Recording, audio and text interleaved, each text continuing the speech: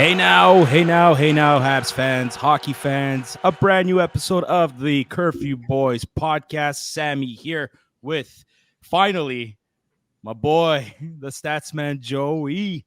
What do you How are mean, buddy? finally? I've only missed one. Dude, it feels like I haven't seen your face in forever. Every time I miss one, you guys always say it, but it's nice. It's because you guys always want me here. I get it. You want me to talk We do. about Gallagher and the rest of the team and the We do. mistakes they make. I get it. But I'm Well- here. I'm ready to well- go. I'm well, ready not to just talk that. to the fans. You're supposed to be here to argue with Anthony mostly. Like you're That is supposed true. to. Yeah, but you guys need to pick up the slack when I'm not here. You guys let him just talk and give up all these random scenarios, these Tanner Pearson first line players. I'm done with the Tanner Pearson bandwagon. I still like the guy, but no, I think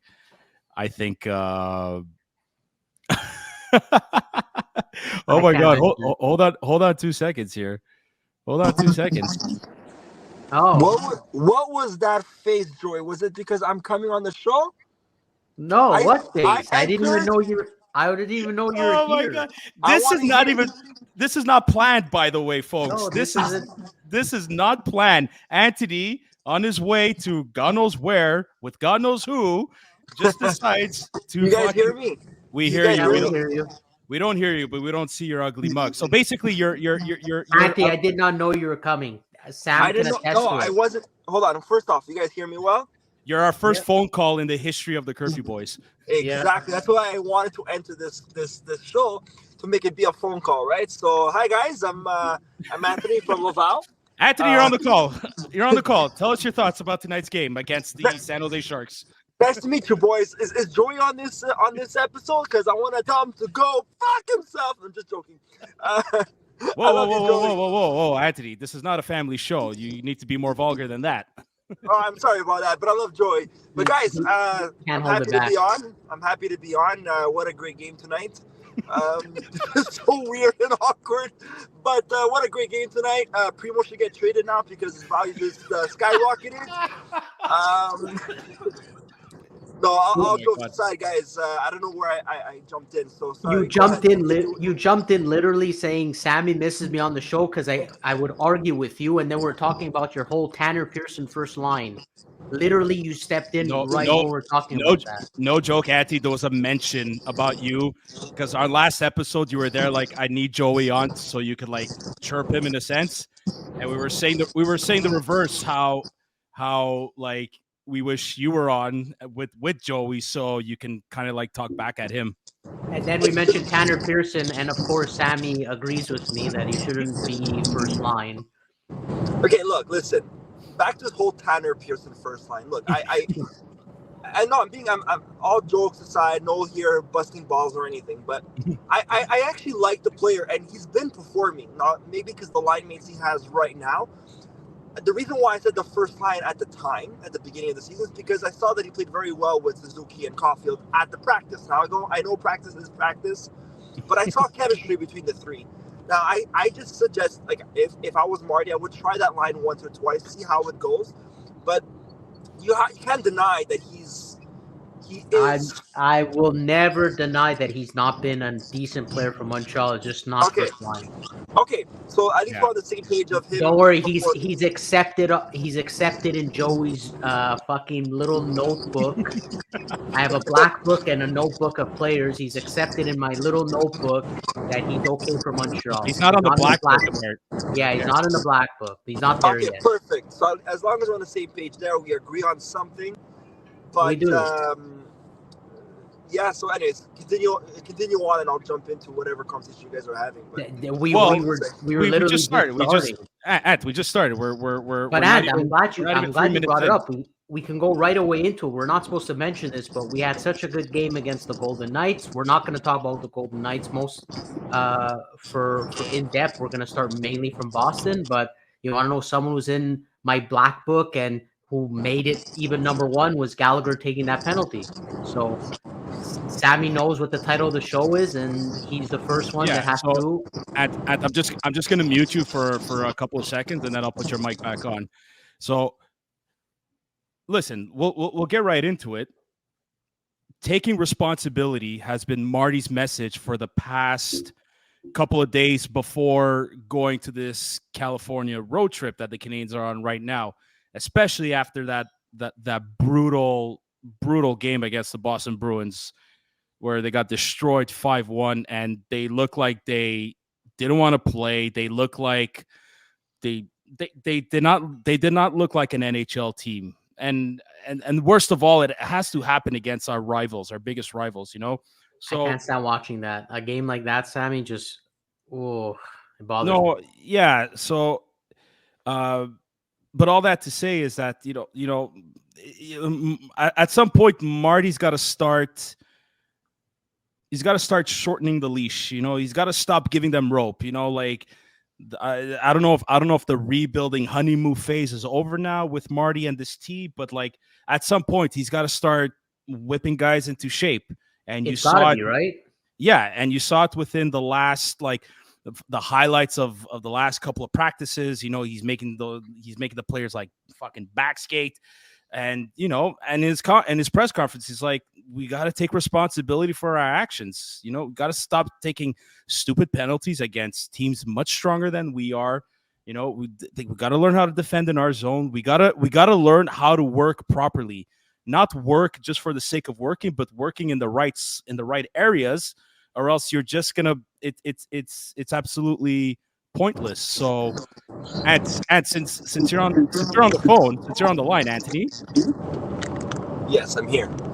Yeah. So what do you have to say about like the way Marty approached the team before heading off to California? I mean, you can tell on how they're playing on the ice, right? I think it was a wake-up call. I don't know what he did in the dressing room or what he said, but I believe since the beginning of this season, we were lacking discipline with this team. Now, was it Marty? Yep. Was it the players? We don't know. Is it with the lack of experience? Or I think it's a mix of both, lack of experience and Marty. I love Marty. Don't get me wrong. He's an amazing coach, but he does look like a weak one. Okay? Based on, what we see in his character. Again, a great guy. I think he's just too much of a nice guy. I think he has to, grow some balls. I'm sorry to say that, but I think he has to grow some balls and yeah, so not be soft like he called his players. He said we were soft. That's what I meant. Yeah, so that's the exact word I'm looking for. He's a soft coach, and I think he needs to wake up because these penalties are costing us. And especially that our special teams is not the best on both ends, power play and penalty kill. We need to strengthen that discipline because what Gallagher did last game costed us a point. And if we don't make the playoffs because of that 1 point, and that's what it looks like, we look like a team that's going to squeeze into the playoffs this year. If they do, every point matters. And what Gallagher did in the last second of that period, that could have brought us to overtime and maybe won the game, or at least get a point. You know what I mean? So just in a game they were playing well. That's which is frustrating. In a game they were playing very well. Yeah, very well, and then you just cost us a game with a stupid penalty like that. But anyways, I think we just need to be more disciplined. Well, you say how Marty has to maybe grow some or not grow some balls, but like not be soft. But if you notice, he's been shortening the bench lately. At least the last 2 games, he's been shortening the bench. So I think maybe Sam, before you get into Yolonen, right? He cut minutes towards the end. We will get into the Sharks game, but he's short benching. He's shortening the bench, but like he's not making the fourth line guys play much. Maybe Jake Evans on the penalty kill, maybe face-off area, but Sam, is it right? Is it right who he's shortening the bench for? Like, is it, you know what I mean? You're just cutting the fourth line. What if those guys are playing better than who's? It's a question, but look, he's going with his gut feel, and at some point you have to double shift your best players, and you got to give the Caulfields a chance. You got to give Suzuki, and Suzuki's line right now comes with Brendan Gallagher. You got to give Slafkovsky is playing well. You got to give him a chance too. There's new hook out there too. I have to throw that in there. Slafkovsky, the last 2 games, especially tonight's game against San Jose, today's afternoon game, he is finally showing. Okay, he's not there yet, but he's actually finally on the map. Like you can finally see his guy Yep. showing He's progressing. what he's capable of doing. He's progressing big time, and I'm happy to see that. And again, that comes from Marty giving him the opportunities. Now maybe it's because he's shortening the bench and giving more chances to players like Slafkovsky, but you give him more ice time, and look what he's capable of doing tonight. He played a very good game. Well, him and Cole just look great together, I find. Yeah, he did. Besides Slafkovsky, that shootout. Oh my god. Oh my god. We're gonna get into that after, but like, hey, as much as the loss against the Bruins was terrible, deep down inside, I was happy that Slafkovsky got the goal at least. Yeah, there's one positive. And if anything, he wasn't the worst player on the team. No. But Sam, how do we avoid games like Boston where we're starting and we're getting into Boston? This is what we need to avoid. I know teams cannot. Tough to forecheck against. Yeah, I know Very teams. tough. I know team Sam like can have an off night, but an off night to this to me are two totally different things. To me, an off night for the Bruins. I'm not saying I watch 82 Bruins games, but I'll definitely catch at least double digits of them during the year. I will never ever see him have a game like this ever. Mm-hmm. I want Montreal to never have this in a season. I'm not going to say to this extent. I'm saying to this extent. Yeah. Because it's too much Jekyll and Hyde with the Canadians. It's too much. I agree. I agree with what you're saying, but you can't say that teams can't have an off night. Just 2 weeks ago, Chicago, who was winning games, lost 10-2 against. Yes, but Phoenix. Yeah, but I'm speaking. You're right, but Chicago is at our level, Anthony. I'm speaking for Montreal to get to that level where they don't have these nights anymore. Even great teams have an off night, but an off night and the night against the Bruins to me are two totally different levels. I'm sorry, I never see Tampa and Boston. But you got to look at Boston, the type of team they are. Despite the loss of Bergeron and Krejci, they've developed such a great culture within that locker room that every single player holds each other accountable every single night. Jim Montgomery makes sure that his players are responsible every single time they step out on the ice for a shift. And I think that's something that the Canadians are trying to get to. We're definitely not there yet. We're not there yet. But I think in terms of the way we're in the rebuilding process, the way we're trying to build a culture within the team, within the locker room, I think we're following the recipe of the Bruins. I truly believe that. 100% agree with that, and I think that's the recipe to win. Let's say this again, Joey. I do believe in talent, but also culture is important. Like, I've never said anything about culture. I'm talking about heart. Yeah, but actually, heart and culture. It kind of goes. It goes together. Sorry, go ahead. Yeah, Anthony. In terms of talent, I take a David Pastrnak and a Charlie McAvoy on my team. Yes, I 100% agree that Boston has talent, but these guys can rotate players. They've been playing. You know what I mean? Like any player can go into that locker room and become a superstar. You know what I mean? Like it's just the culture they have, the team, the dressing room they're in. These guys just want to play and play for each other. So no matter who you are. Exactly. Well, the culture they do have, it helped made up for the loss of their top two centermen. Because if Montreal had a team similar to Boston without the culture, let's say, and they lost their top two centermen, I don't think they would have been the same. Because losing your top two center and still being number one in the league, that's something different. And they have a Vezina winning goalie too. Like who the heck thought Linus Ullmark would be an amazing goalie? Like he left Buffalo and look at him now. I guess Boston. Yeah, it changes scenery. Yeah, one of our goalies, but yeah. We're gonna get to that later. But listen, right now we're gonna jump into it. Canadians head for California. They're 2 for 2. 2 for 2 in California, which is never seen that before. We always have a hard time in California. I don't think we've seen that either. We do, but the other teams wins in Cali. Right, but the other teams have sort of dropped off, like in terms of talent. We're not playing San Jose of 10 years ago, nor the Ducks of 10 years ago. San Jose are literally the bottom of the league. The Ducks are in a rebuild also, though. The Ducks are in a rebuild also. Yes, they are. They're a bit better off, but San Jose, my God, the first what was it, like 10 games? They kept losing games by nearly double digits. Hey, it's was- back-to-back wins in San Jose. I just realized that. Yes. First Oh my time goodness. First time in in ages. history, maybe history. It's possible. Didn't we have that longest losing streak in San Jose? Yeah, we haven't won besides before last year. We didn't win in San Jose since 1999. Craig Rivet. I'll never forget. And now we have back-to-back Wow. wins.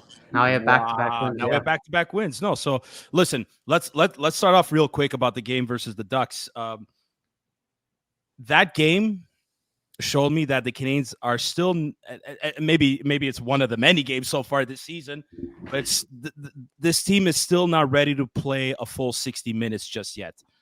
Like consistently, they might play 60 minutes against Vegas, the one they lost in Vegas in the shootout. When they beat Boston in overtime, sure, they played 60 minutes. This game was close. It looked like it was starting off that way. It was a typical start off strong, not very bad second period, but a not so strong second period to come back again in the third and finally win it. So listen, they got goals from guys that needed to step up. Alex Newhook, the two-goal game. I thought he played very well. It might be his best game of the season. And we're getting goals from defensemen, which is nice to see for once. It is nice to see, but at the same time too, does that concern you a little bit from the lack of scoring from some of our forwards? Yeah, yes, it does. And I'm happy. Like it really does. And one of my big concerns was Cole Caulfield. As much as I love the guy wasn't putting. He couldn't score on 5-on-5. All his goals was coming from overtime. Shorthanded or whatever, or power play goals. Tonight, I know I'm jumping back to tonight's game, but I was really happy to see Caulfield tying the game. Yep. Oh, that's it. And that's what you need. Because to me, if you, again, ultimately everyone's goal is to win the cup, and you need guys who can score 5-on-5. So power play is nice. It's still 22 though, guys, huh? Yes, absolutely. But we know what we've seen from him. So I'm happy. Sorry, go finish up. Yeah, I was just gonna say for me, we know what we've seen from him, and now we're at a point that doesn't matter to me. It doesn't matter as much as age because he's done it. It's about consistently doing it. Mm-hmm. To me, you said something about winning the Stanley Cup. Like we all want to win the Stanley Cup, and to win, you got to score 5-on-5. See, I see it differently. Like, I agree with you, but what I mean by that is, I want this team to finally have a good power play. I cannot stand this anymore. No, I know. I cannot. Yeah. How many power plays did we have against Anaheim? 4, and we didn't score 1, and then tonight 2. Like, for sure. We need to step that up. We need to step that up because power play, especially come playoff time, those are key, goals to build momentum and to imagine you're down a goal or you're leading the game and you have a power play 2 minutes left before the game 7. You know what I mean? Like every like power play goal is so key in the playoffs. Special teams is so key for momentum as well. We need. I don't know what it is, and it's not like it's 1 season, 2 seasons. How many seasons have we had a difficult time in the power play? Like since it's been Matthew 10 Schneider years? and Andrei Markov. Wait, which Matthew Schneider? Matthew Schneider returning to the Habs, or like 1993 Matthew No, Schneider? Even when he returned, he did all right for the power play. What about James Wisniewski? Do we need him back too, with that white stick? Or it's still out there for Marc-Andre Bergeron. You bastard! I was just about to say that. Dude, I want Sheldon Surrey back. Okay, hold on a sec. Hold on a sec, guys. Now that I have the two of you, are you gonna talk about that game? Of course, I'm gonna talk about that game. Are you kidding me? The night I almost killed the both of you.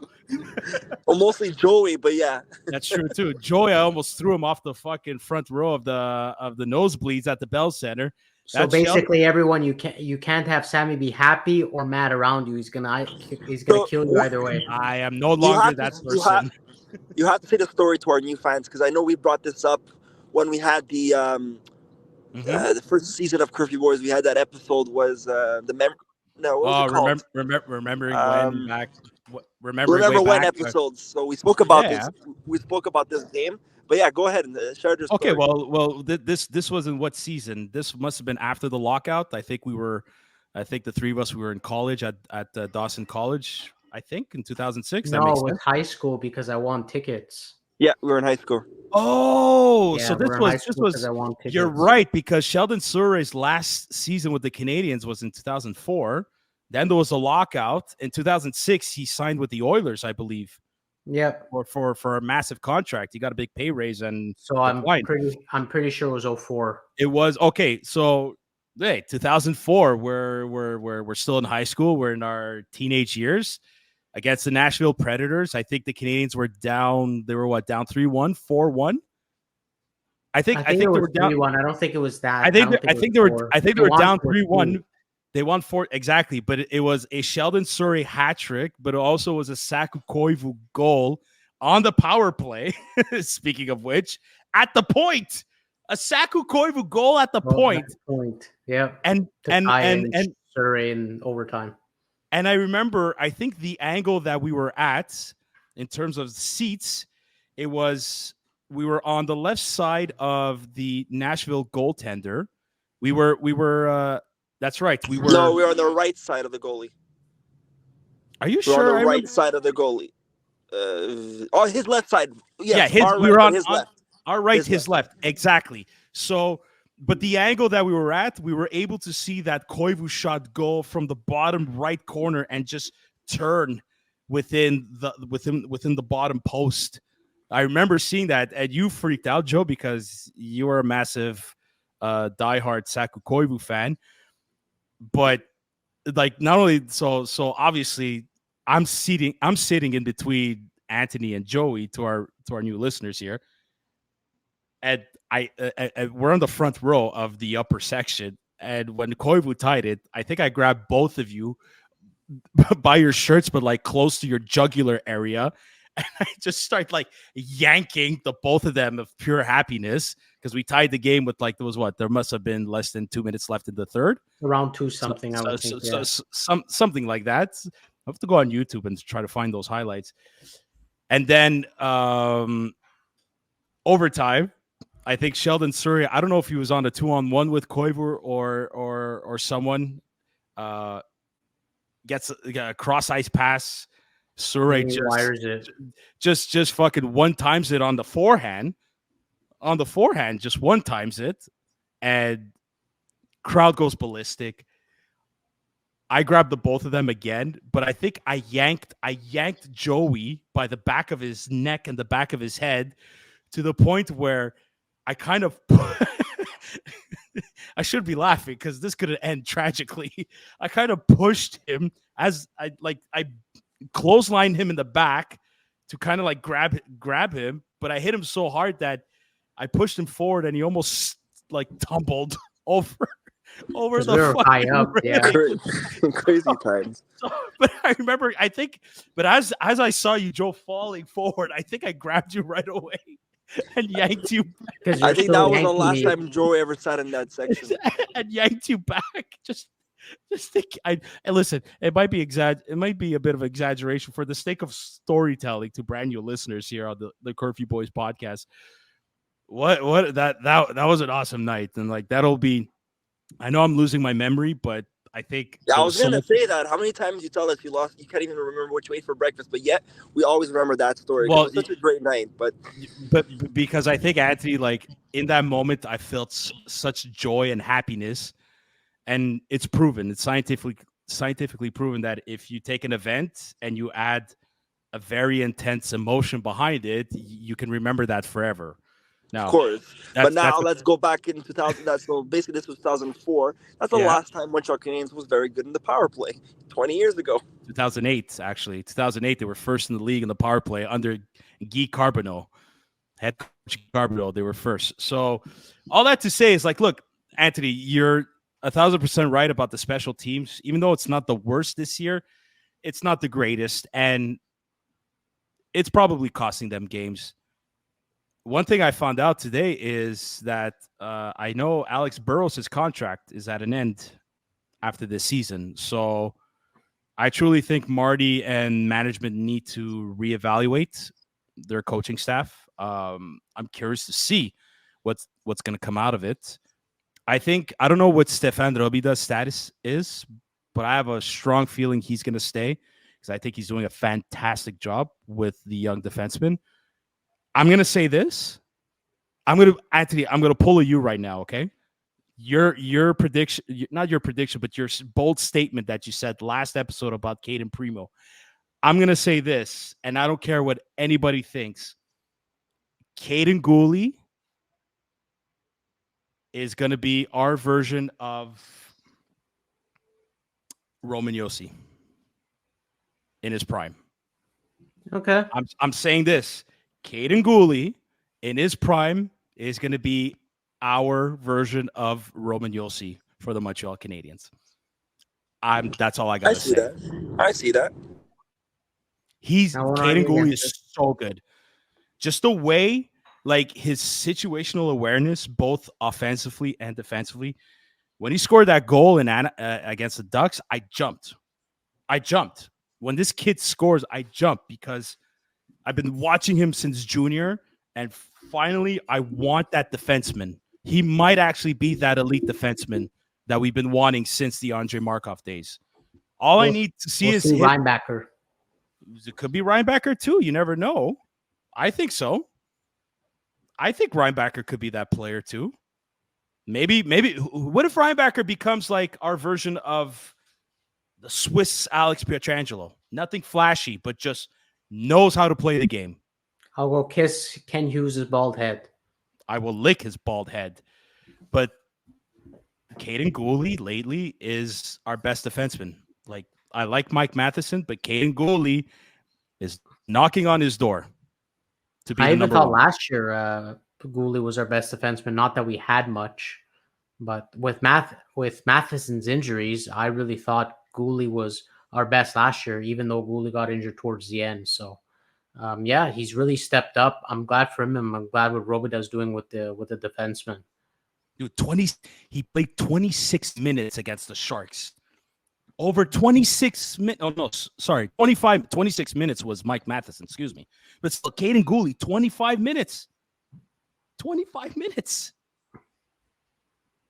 The kid's a beast. He's an absolute beast, Caden Gooley. And another Marc Bergevin pick. That's all I'm saying. Oh, here we go. No, but look, okay. One last thing about the Ducks game. Sam Montembeault. That robbery was crazy. I'm telling you, guys.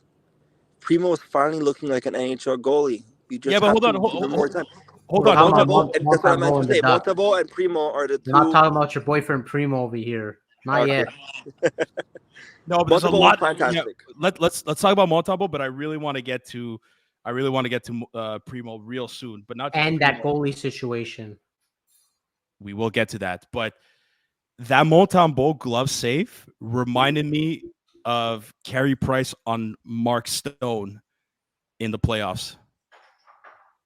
I think it was I can't believe you used Montembeault and Carey Price in the same sentence. Well, Montembeault said in his post game presser, he's like, "I've been watching Carey Price do it, so I got to try doing it one way or another."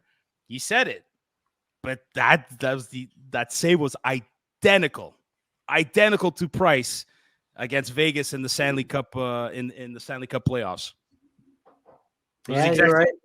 It was the exact same. It was the exact same motion, cross-ice pass on the glove side. And it was Montembeault was do a nice reel about it, Sam. You should put them side by side. I'm way ahead of you, Joey. Don't worry. Okay. Well, you put the reel of just Montembeault, right? We put that up. So I did, but they got quite a few. I got a couple of thousand views on YouTube. So as one of our shorts, even on Instagram, which you guys should like and subscribe and be following. YouTube, Instagram. Well, we'll get to that again later. But, let's be honest here. The goalie market is open now.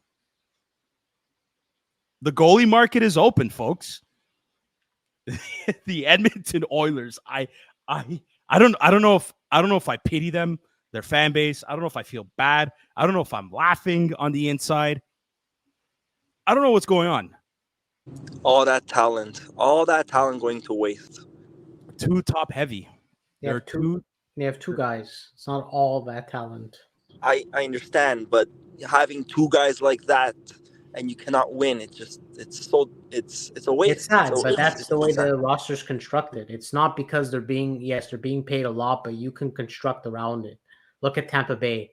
I know Tampa Bay has more top-heavy players, but they have guys who are being paid a shit ton, like nearly what McDavid and Draisaitl are. Not as much, but nearly, and they were able to win 2 cups out of it. So it's the way the team is built around them, not that the philosophy of it is wrong. That's the problem with Edmonton, and they're too stubborn to try to fix it. That's Edmonton's problem. I don't know how they never addressed the goalie situation.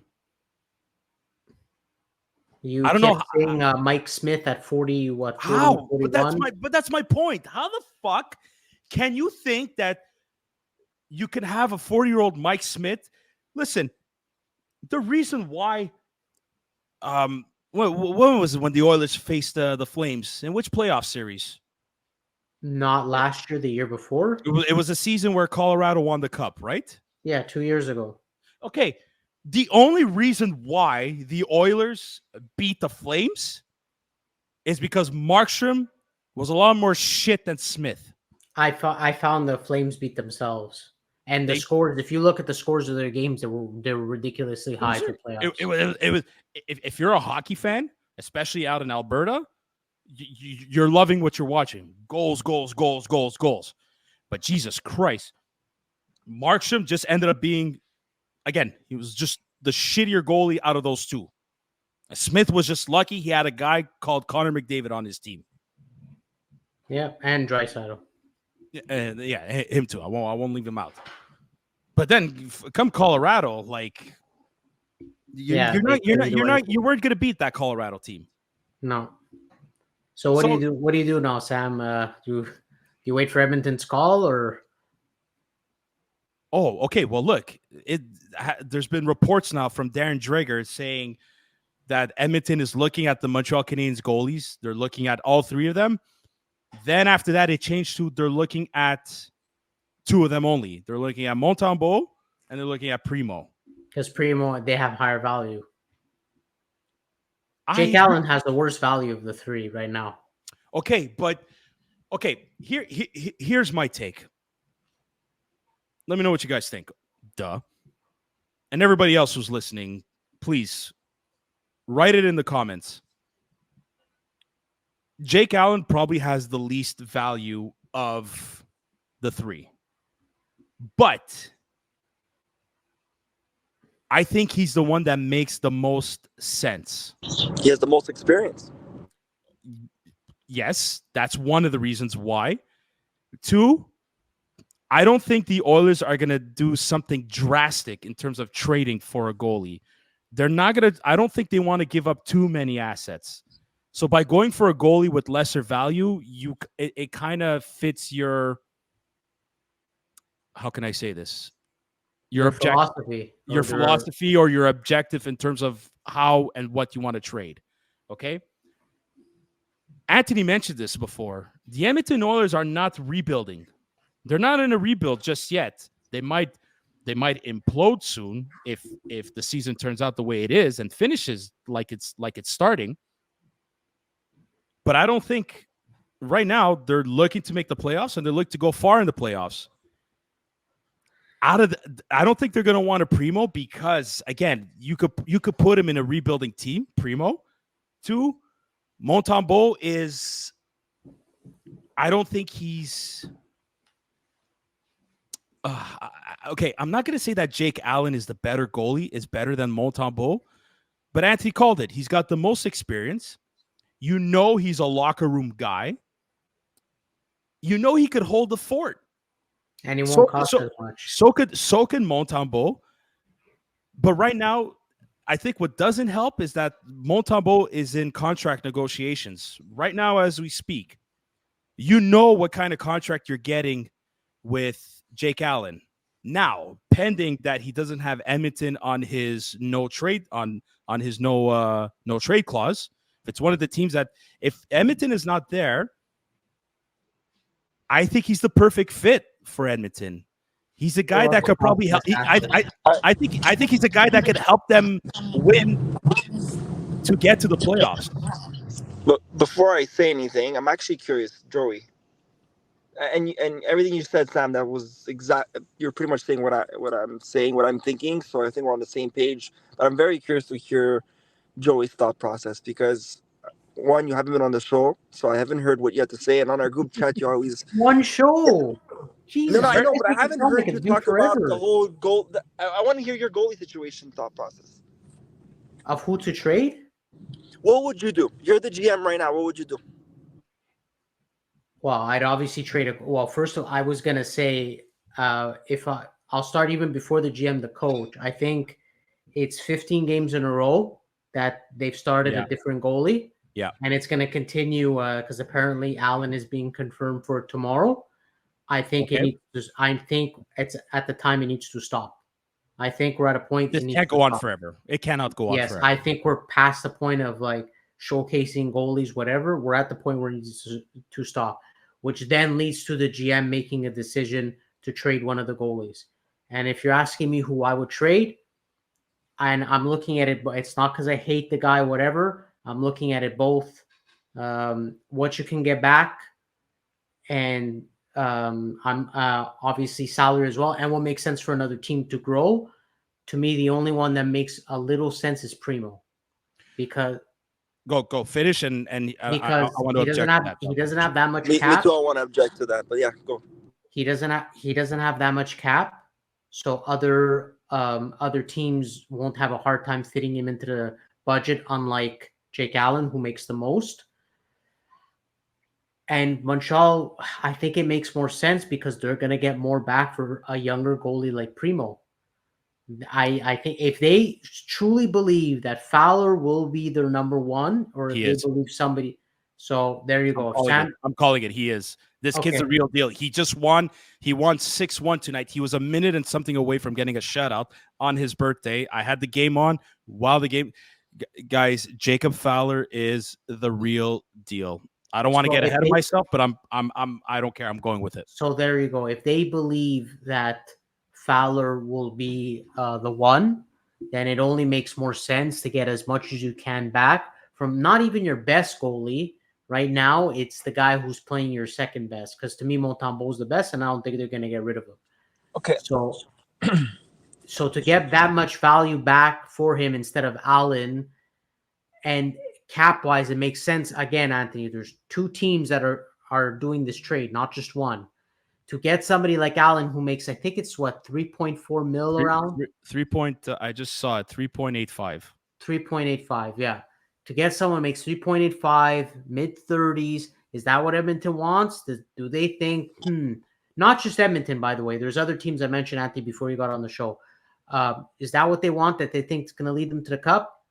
So Edmonton's thinking of this, New Jersey, and Carolina. I've mentioned those three teams. I mentioned even Columbus. The reason I mentioned Carolina is because they're having injury troubles. So apparently Columbus now might be in the mix with the Canadians. That's right. So Columbus makes more sense for Allen because they're not going anywhere. They can get a veteran goalie that can help them pass along for a couple of years. Yeah, but Allen doesn't want to go to a rebuilding team. Well, we're rebuilding. Well, because he's stuck here. Allen, okay, fair point. But Allen wants to play. He wants to play. If you get that in Columbus, okay.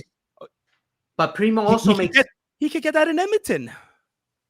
Yeah, but I'm saying, but you have to see if Edmonton wants Allen. And right now, he even said the latest report is they want Montembeault or Primeau. So I understand, but I'm saying they're wrong. Well, okay. No, I know. But Primeau also, before Anthony, you go, Primeau also makes sense for teams like Columbus because they can grow with the Blue Jackets. And again, we will get more asset back. If we feel Montembeault is better and Fowler is going to be your number one, that's already two goalies that seem to want to be ahead of Primeau, I would say get as much as you can back and as soon as possible. Okay. I like what you're saying, Joey. I believe that we could get assets from Primeau now. Okay, let's talk a year or two ago. No.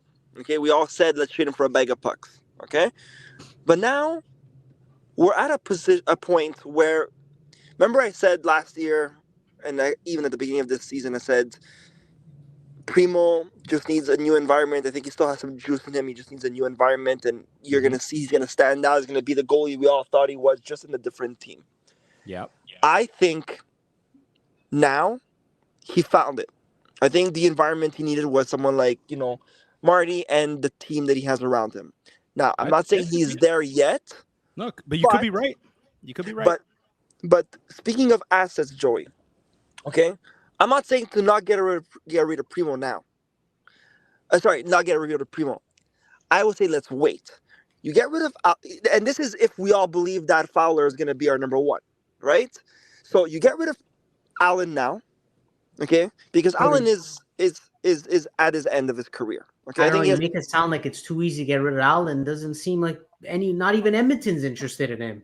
No, I know, but I'm just talking out loud here about what I would do in the future. So if you get rid of Allen now, just get rid of him for nothing because he doesn't have much value. So you get rid of him. You give more ice time to Primeau. Primeau finally shows the world who he is. Now you're adding all kinds of value to Primeau. Now you have a strong goalie like Montembeault. You have Primeau, who's finally an NHL goalie, and everyone's going to want him more next year. And then when Fowler's ready to come up, that's when you get rid of Primeau for assets. Because right now you're not going to get that many assets from Primeau. You might get one or two, but you're not going to get what I think we deserve for him in the future. That's how I see it. I think I get the feeling that the way the Canadiens are negotiating Montembeault's contract is heavily dependent on when they think / feel that Jacob Fowler will be ready to jump into the pros. So right now, Fowler's 18. He's going to be in college. He's in college now. I think he's going to be in college next year. But if he dominates like he is now, even next year, we might see him get signed. And correct me if I'm wrong here, anybody, as a 20-year-old from the NCAA, if you have an NHL contract, you go straight to the pros and to the NHL. You're not allowed to go to the minors until you reach, I'm going to go with 21 years old. I'm not 100% sure about those facts, but I'm looking at the way it seems right though, Sam. I remember something like that as well. Yeah, it's I don't know if the rules have changed. I know you need either 4 years of college / 4 years of junior, or you need to be above the age of 20, 21. You need to be above a certain age by September, at the September month before that season starts. Okay, but I've been thinking this question the last few minutes because Anthony wants to go with Allen again. How many more contracts can the Canadiens retain? Are they at the limit, or do they have 2? Well, I could not find it, because if they cannot retain Allen, it makes it even. If they cannot retain Allen's salary, it makes it even harder. I do not know of a team that's going to pay $3.8 million, a full cap for him. They can either retain right now, 1 or 0. Yeah. Well, right now you guys don't see a good fit for. Just hear me out. Allen, I think he still has a little bit more juice left. Okay. Maybe win one more cup with a good team in front of him. If Edmonton is looking for that goalie, I think. Sorry, if I'm the Oilers, Anthony, I don't see it, and I don't know if they can afford it. If I'm the Oilers, that's two big things right there. I don't know if we can afford it. Can the Habs? This is what Sam I think is looking at. Can the Habs retain one more salary? So the Canadiens are retaining right now Joel Edmonton's contract at 1.75, which ends at the end of the season. Carl Osner's contract buyout ends at the end of the season, but it's not retained. It's not retained, and then we'll still have Jeff Petry's contract next year at 2.343 but it's million. Retained. It is retained. So they have room for one more because there's 3. So you're allowed to retain 3 contracts, right? So that makes it a yes. That makes it a little easier for Allen. But again, if I'm Edmonton, no, I don't see Allen being the goalie that's gonna make us get there. I'm sorry, just not playing like one right now. But here's another thing you're gonna have to consider: a contract like Christian Dvorak next year or Yoel Armia next year. You're gonna have to, if you're gonna want to trade those, you might have to retain one of those too, eh? Exactly. So you're right. So we're already retaining Petry for 2 years and Edmonton's for 1. Yep. And these are You all might- valid. And these are all valid points. I guess I think I'm at a point where I'm starting to finally see the Primeau we all thought he is. Not 100%. I'm not saying he's He's like the guy that we thought he Yeah. was, but no, but he's he's finally but Anthony, showing. he's scratching. He's finally scratching the surface. Think And of I'm just someone scared- like Romanov. It could be a Romanov case where you can't make anything else work for you, so you got to give up maybe somebody you don't want, and that's where I think Hughes might have to just pull the trigger. He may not want to give up Primeau, but if you don't get a team that retains Allen, thinks he's going to win the cup, or he's not going to go to rebuilding team, those are all factors where you don't have to consider for Primeau. Hughes might bite the bullet. Hughes and Gordon might just bite the bullet and say, well, we have to do the same with Romanov. They had to give him up to get Doc, right? Remember, Hughes didn't. I mean, they see something we also see, right? They didn't put him on waivers because they knew he was going to get picked up for free, and this wasn't the time to. Maybe a year ago, 2 years ago, how Exactly. did they put? You know what I mean? So Exactly. they I want to lose him for want free. something from. They don't want to get rid of him for free, and I'm scared that we get rid of him for nothing. I'm scared that It wouldn't be nothing. No, I don't think you're going to get rid of him for nothing. You'd make more from I don't him think than so. Allen right now. You'd make more. You could get more for Primeau. My thing is I don't think Edmonton would want to give up so much for a guy like Primeau, or even for a guy like Montembeault. No, for me, I don't think they want to give up. I'm not going to say so much. I don't think they want to give up much for Allen. And Hughes is going to be like, well, that's nothing. But they won't. I don't think they will. That's why, to me, it makes sense, because we could get a goalie with experience, Stanley Cup champion, a great teammate. You know, still an excellent goalie, but for very, very minimal. And at the end of the day, too, it's like even us as the Canadians, like, how many more contracts do you think you want to get? How many more draft picks do you think you want to get too, though? Like, yeah, but the draft picks, I'll always say, you take a bunch and you can trade them. Okay, yes, you know, sure. Sam, and the Stanley Cup thing. Come on, like, yes, he has it on his CV, but did he actually play the games to win it? No. Yeah, but Joe, like, people consider that. I'm sorry, people consider. I could have won the cup. You have to consider that, Joe. Okay, I could have won the cup being the Blues backup to Binnington that year, and I don't play goalie. Come on, Sam. He didn't play a single minute. Joe, it doesn't matter, playing or not. It's how to get in the right headspace. It's how dude. It's not just about playing. It's about dude. The playing part. He has that experience first. The playing part is the tip of the iceberg, and it's the thing you see the most. There's so much more that goes into it. If he played over Binnington, do they win that cup? I can assure you they don't. Dude, Joe, you never. Did you see Binnington at playoffs? He was brilliant. Yeah. You tell me Allen's gonna do. No way. Dude, Ryan O'Reilly, Pietrangelo, and even Tarasenko. They were. Wasn't Binnington the MVP? I think Ryan. Okay, I'm not sure, but I think Ryan. It might have been O'Reilly, but Binnington was in contention. Absolutely, but the goalie's always in contention. Aiden Hill was in contention for the Conn Smythe. Sam, I don't know. I get what you're saying. He didn't have the playing experience, if you want to say, like how to be in front as the goalie. I get that, but he could still bring something. There's still something he could bring. He can, but I don't know. It's just he's not showing as much now. He has the least amount of value, and like you said, they might not even be interested in him anymore. So. Listen, they're not going to go anywhere with Stuart Skinner alone. Hey, we see his beautiful face. We see Anthony. He's parked. Where's Anthony off to? He's parked in a dark alley somewhere. Yeah. I'm downtown. It took me like 20 minutes to find parking. I hate this place, but anyways, that is what it is. That's Montreal. He's selling cocaine and sex. He's dressed for it too. There you go. How do you know how a guy who sells cocaine and sex dressed like this? Why, you never done it before? Everything I do. Why, you never done it before? I've done it. Cocaine, I'm not saying it worked. I'm not saying it worked, but I've tried. I can't keep character. My God. But anyways, all that being said, I mean, the Joey, goalie talk, yeah. You brought up very good points, Joey. We all did, and I guess I mean, Look, it's good. This is why we have the podcast, right? We all have our different goalies who we think would be the best to trade off, which is it's nice. I hate where we all just agree and saying, that this is the point of the podcast is to go opinions and fucking argue with each other. Because no, fuck, trade Primeau, trade him. No, but he's been playing you have better. to admit, though. Hold on. Question for A you, lot of Joey. people, a lot of people agreed with Anthony, man. I'm telling you, a lot of people agree with Anthony. It'll be a big but they don't. mistake. Yeah, but if they go on a podcast with Anthony, they slowly disagree with him every single time. It's different. Joey, he did play well today. So after we're done this talk, I want to link to the San Jose game. Primeau's earning his spot.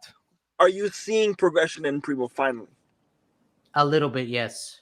Okay, but again, that's fine. But that's fine. He went from complete trash to obviously getting better. Well, for me, complete trash. But I tried to look at Primeau, what I saw, and I never saw him as the number one. And to me, that's what I was looking for in Montreal, and that's what I'll continue to look for. Same with Montembeault.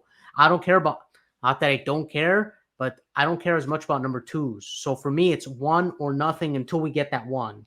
When we get that one, then it's a little different looking at your twos. But everyone. But now, do you see Monty as number one? Do you see Monty as number one or Allen as number one?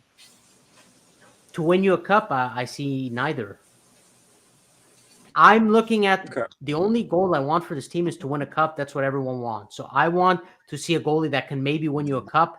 Maybe they can surprise you. I do not see them being the goalie to lead you to a cup. That's my feeling. They're good goalies, maybe to play in teams that might make playoffs, first round, second round. I don't know about Primeau yet, but maybe Montembeault is starting to step up. But to me, they're not goalies to win you a cup. That's how I see it. Unless the team starts to structure where they have better defense and better offense, I don't think they're a team that's going to, save you 50 shots a game, night in, night out in a playoff game to win you a cup. Listen, I'm going to end off this segment by saying the reason why they drafted Jacob Fowler is because they want someone that could win you a Stanley Cup. And they said it. You saw it in the video. Sam, we're going to regret it if we don't draft this kid. Sam, my thoughts, and hopefully Anthony's listening. I don't know, like blacked out, maybe too much cocaine or something. My thoughts on the goalie situation is Montreal right now is predicated to have really good goaltending play to win them games. They're not a team like Boston. They're not a team like Toronto. I know Toronto doesn't want a cup, but I'm saying in general, they're not a team like trying to think of another team that's not very goaltending heavy but win a lot. Maybe New Jersey now? Carolina, New Jersey. They're not built that way, or what Edmonton was a couple of years ago. They're not built that way where you can just get by. Until Montreal changes that structure, goaltending will be very important in Montreal to win the cup. I want them to change it. I never want them to be goaltending heavy. Trust me. Oh, because we were so used to that with Carey Price, but now but I want the elite offense, the elite defense, and you don't have to worry as much about your goaltending. I want that, but we're not there yet. If we're not, and I think that's how Colorado and Vegas won the cup. Yeah, look at Colorado winning. Was it Darcy Kempfer? Yeah, it was Kempfer. I mean, come on. He was a nobody in Arizona. Yeah, no, he's always been decent. I mean, I remember having him in. Yes, you're right. I remember having him in fantasy pools. I used to have him, and this guy would get like these crazy amount of shutouts and like in like a 3-4 week span, and then he would just drop off. And I don't know, he was very up and down goalie. That's what we have, right? But again, you put Darcy Kempfer in our team, we're never winning a cup. It's like he can't do it. Well, so that's why I said goaltending is right. Absolutely. That's why I said goaltending. It has to be depending on your offense and defense. Absolutely. So, look, we'll end it on this. Slafkovsky is progressing. The way he played against the San Jose Sharks this afternoon, that to me is enough. It's not just one game, but that's enough to tell me he's going upwards, like Marty said at the beginning of the season. Besides that shootout goal? Oh, my God. I was like, it's over. I was like, this. I was like, oh, it's Joey. I jumped out of the seat, and when I saw the puck not go in, I couldn't believe it. I thought maybe he saved it because the angle, right? No, I don't. No, but then I saw the replay. I knew he missed it. I know, Joey. I knew he missed it. I knew he missed it. Oh my God, I couldn't believe it. he fucking Blackwood's jockstrap is still up in the rafters. He still didn't get it yet. That's how much it's stuck up there. Oh my God. But on the overall, what a game by Yuri Slafkovsky. He had And a that's good what we game. need. He had a And- fantastic game, and he keeps doing that. Him and Cole Caulfield look great together. They did. I'm glad him and even like Anthony's lover Primeau. I'm glad they both had good games. I really am, because against San Jose, I don't think we played our best against the worst team in the league. No, we didn't. But no, it is a bit of an issue, Sam. Like, I thought this was a game we would dominate, like a team that's won yeah, what, no. 3 Well, games? well, look, dude. But again, they pulled out the win. That's what good teams are supposed to do. But not just that. They started off strong again, like the Anaheim game. They started off strong. They get 2 penalties, and then after that, you kind of give up a goal here and there. It comes to hurt you, yeah. They lose momentum, but look, this is another example of just a Marty team that will never back down. They're always going to fight back. And again, why did they win despite being a San Jose team? It's still an NHL team. Do you guys hear me? Yeah, we hear you. Okay, I'm gonna say one thing, and I do have to drop, so my apologies to the fans and everybody here, but I'll let you guys continue the episode. But I want to say one thing about Slafkovsky, and I'm happy to see that he's progressing. And I said at the beginning of this episode that he's finally progressing. And I know it's lack of experience and it's coming, but I still see that he's missing that hockey IQ. I don't know if you guys see it. It's okay. But like, dude, man, I don't know. I feel like sometimes he's lost on the ice. I feel like he's lost sometimes. And less part of being a 19-year-old. Yes, Anthony, but less the blind pass he fed to Caulfield, and Caulfield almost sniped it top corner.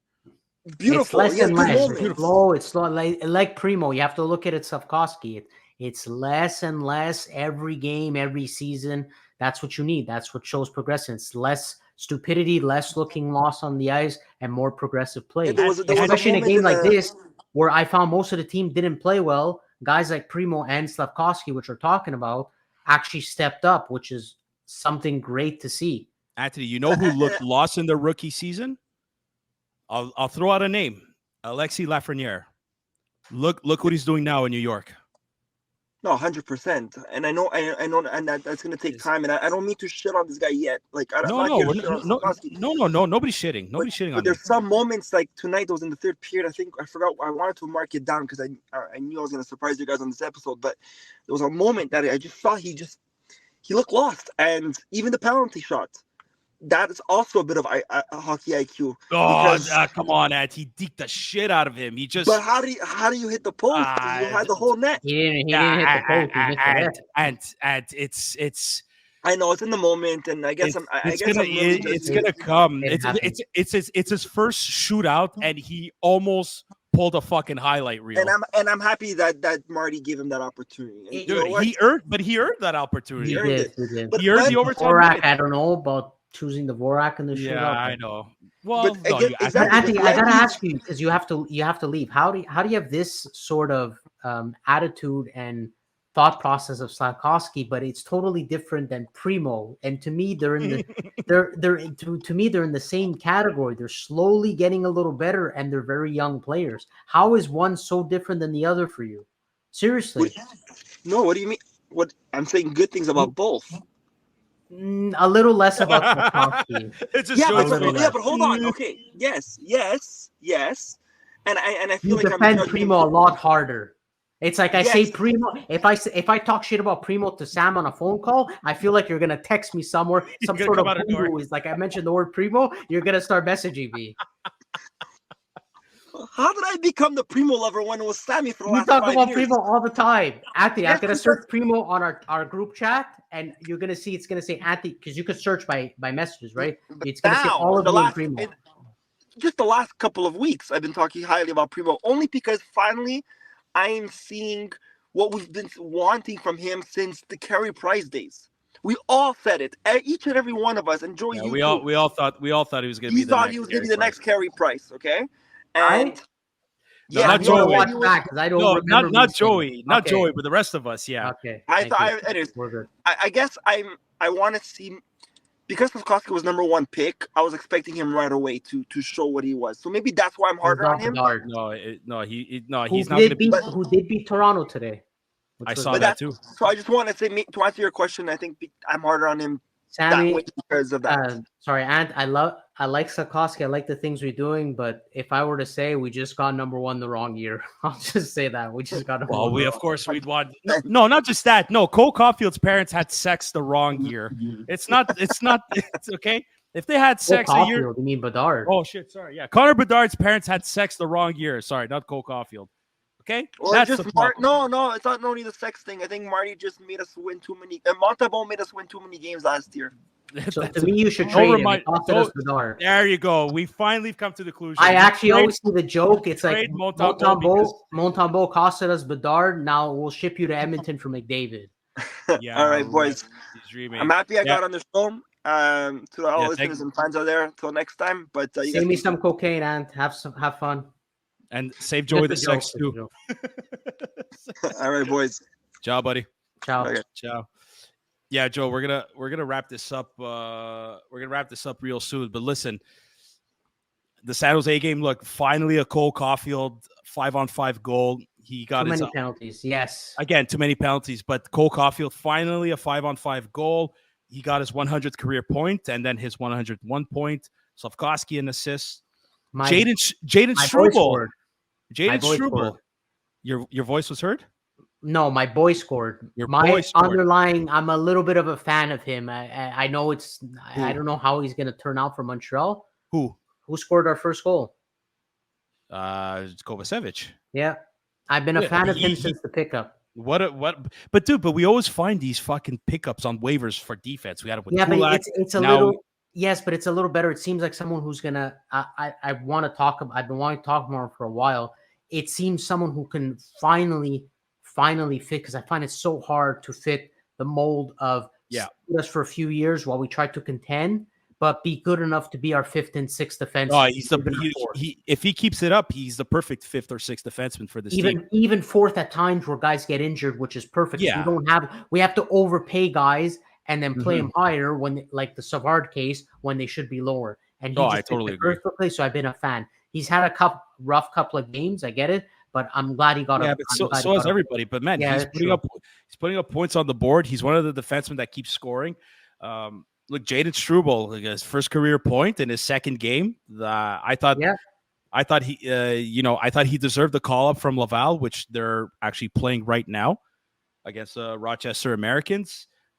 Yeah, he did all right. I mean, I can't say anything bad about Struble. I'm actually waiting for Northern's chance, right? Because I'm looking forward to him too, because he was one of the last cuts. He was the last cut actually against during the preseason. I'm happy for Jesse Lonen that he won the shootout. Oh, the way he wanted is the way he deked, exactly. The way he deked, Blackwood's jockstrap is still up there. But he had the open net, and the way he just wired it. Yeah, it was like to wire it. Yeah, it was like a big fuck you to everybody. Fuck you for benching me for the whole third period, kind of.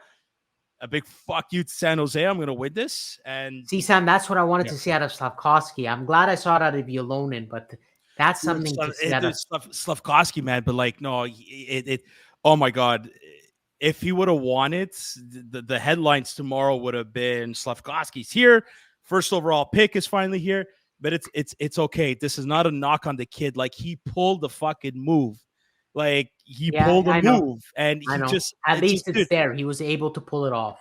To have the confidence, finishing part is just luck and just bad bounce or whatever. Exactly, dude. Nick's all the shootout goals were beautiful. Like, Nick Suzuki deked the shit out of Blackwood too. Again, it's three times now. Three times. Well, Blackwood for me, Sam. Oof. Oh yeah, I know. That's why they are where they are. That's why New Jersey has the goalies they have now instead of him. Yeah, you're right. To Blackwood, but listen, we're gonna end it off on the injury front, or the injury news. Jack-I now placed on the IR. Canadians recall up Harvey Pinard on the IR.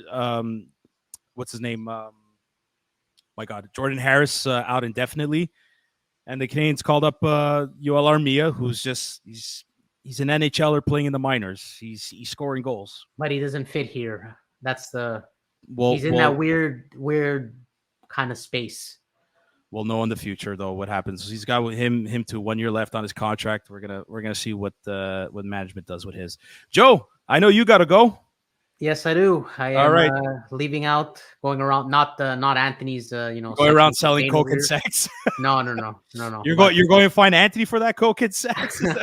I don't want to overpay. No. It's not worth it. There you go. Okay, not worth it. All right, here, Ken Holland over here. Okay. All right. Well, listen, ladies and gentlemen, to the listeners and viewers, thank you so much for tuning in to this episode of the Curfew Boys podcast. Reminder, the Montreal Canadiens will be playing Saturday afternoon, 4 p.m. our time. Supposedly it was supposed to start at 3:30. Yeah. It's because they're out in California. But to our American listeners, happy Thanksgiving. I know it happened Happy Thanksgiving 24 hours ago, but happy Thanksgiving. I'm sure there are many reasons to be thankful in this world despite what's going on. But otherwise, thanks so much for tuning in.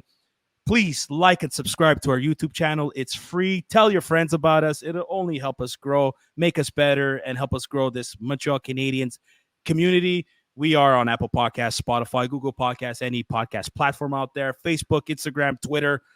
I think we're still on TikTok, and I think we're still on Threads. I don't know anymore, but I know we're here. We're clear. Go Habs, go. Beat the Kings tomorrow. I think, Joe, you said it. Jake Allen is in net. They say most likely. I don't think Jake it's Allen most likely getting but the start. Joey, no matter where you go and what you do tonight, make sure you take responsibility for your actions. If you're gonna have sex with Anthony, wear a condom. I'll try to do it better. I'll try to do it better than the Canadians. I'll tell you that much. Oh, I went too far. Anthony's gonna listen. He's gonna be like, "What the fuck?" Oh my god! I know. No, I will try to take responsibility, and I won't do anything. How do I say it? That's not good. I said not good for anybody else that I'm with, or else they're gonna have to help, like the Canadians, which I never mentioned, right? Where if someone fucks up, another person has to take a penalty. So, they've been kind of taking responsibility for each other. Are you gonna be going 2 minutes in the box? Maybe. I want screenshot and full report tomorrow, okay? All right. All right. All right, buddy. All right, everybody. Thank you so much. Joey, thank you. Anthony, if you're hearing this, thanks again. Joe, it was great seeing you. Go Habs go tomorrow. Until next time. We go for a third straight. Let's go. 3 for 3 tomorrow in Cali. Bye now. Bye now. Good night.